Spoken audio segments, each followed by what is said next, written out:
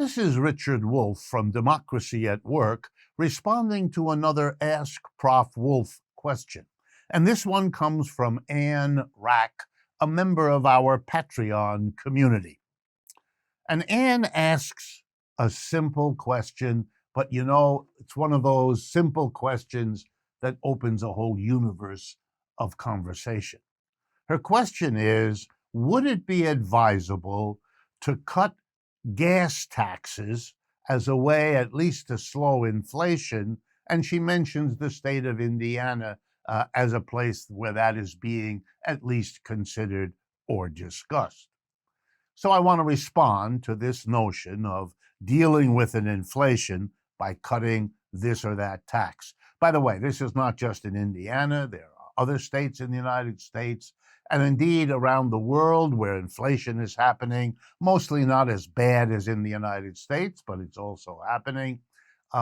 Countries have taken an initiative far beyond anything that has happened here in the United States. I thought you might be interested. Germany, for example, has cut the monthly ticket to use the subway, the public transportation in Berlin, by an enormous amount. It now, for a month of unlimited rides, costs you about $10, which is 1/6 of what the price normally is. This is an enormous savings for the people of their capital city. And they've also cut fuel taxes for people who have their own car or truck. Not as much, so they're tilting it toward mass transport, which is common in Europe, even though it isn't that common in this country. So let me respond, though, to the basic idea. Will it help? Yes, it will help a little in the sense that it'll make the cost of the gasoline you have to put in your car a little less expensive.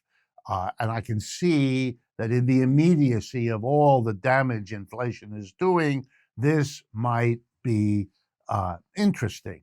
But it is a terribly modest and largely unfair kind of step, given what the scope of the problem is, inflation, all the people hurt by it, and this is only one item, gasoline, important one, but nonetheless one item. But here's a reason why you ought to be very skeptical about this. If you cut the taxes on gasoline, that's less money coming in, either to the federal government, if that part of the tax is cut, or to the state government, if that part of the tax is cut. And now let's follow the bouncing ball. If less revenue is coming in, say, to the state of Indiana because they cut the tax on gasoline, then you have to ask the question, what is the government of Indiana likely to do with less revenue coming in? Well, there's only three options. Number one, with less revenue coming in from the gas tax, they might be tempted to raise another tax to compensate for what's not coming in. If they don't do that, and they don't, therefore, have as much money as they used to, they're going to cut some social programs. And who's going to suffer that? Or maybe they'll borrow money, and then there'll be the interest to pay and the money to pay back. And given the way the tax structure in Indiana and many other states works, that's going to fall on, the middle and the poor people, mostly because they pay the bulk of the taxes. So yes, it'll ease the inflation when you buy the gas tax, but it may bite you in the rear end coming back when the consequences of cutting the gas tax come around and affect us. So why don't we deal with the problem itself, the inflation? Why are we allowing all the prices to go up and then scratching our heads, and how far can we bring down one or two of them, like cutting the gas tax on fuel in Indiana? Why don't we go to the root of the problem? And what is that? That's an inflation. And you know, that's the most unfair thing in the world, an inflation. Let me explain. When prices go up, the poorer you are, the worse it impacts you. If you're very rich, paying twice for your gallon of gas what you paid before, or 3 times, what difference does it make? None. None that matters. For rich people, an inflation is an irritation at best. But for middle and low income people, it makes a world of difference. So it is not a neutral problem. It's a problem that hits the middle and the bottom the worst. And that's why we shouldn't allow it, and we wouldn't have to. Look, and inflation means that people want stuff and there isn't enough stuff, and the price gets bid up either by the seller seeing an opportunity or by the buyers competing against one another. Either way, why don't we stop it? That's what we did in World War II as a country. We distributed things not by the market, because the market is an institution in which whenever there's more people who want than there is stuff for them to get, they bid up the price because the richest then walk away with it. The rest of us can't afford it anymore. So why don't we deal with that? Why don't we say we're not going to distribute whatever is scarce? Gasoline, coffee, meat, wheat, whatever it is. We're not going to let the market do that, because the market is a very biased institution.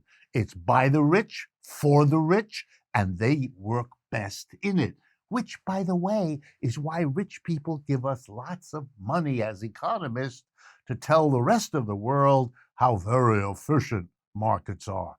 They aren't efficient, except for the top. For the rich, they're the best. For the rest of us, not at all. So let's ration the things that are scarce. Let's distribute the scarce gasoline, not by jacking the price up so more and more people can afford it, but why don't we distribute it according to where there's need? Rural people need gas more than urban people do, etc., etc. Lots of examples. Need, decency, fairness, that could be the way to do it. We don't have to do it with a market.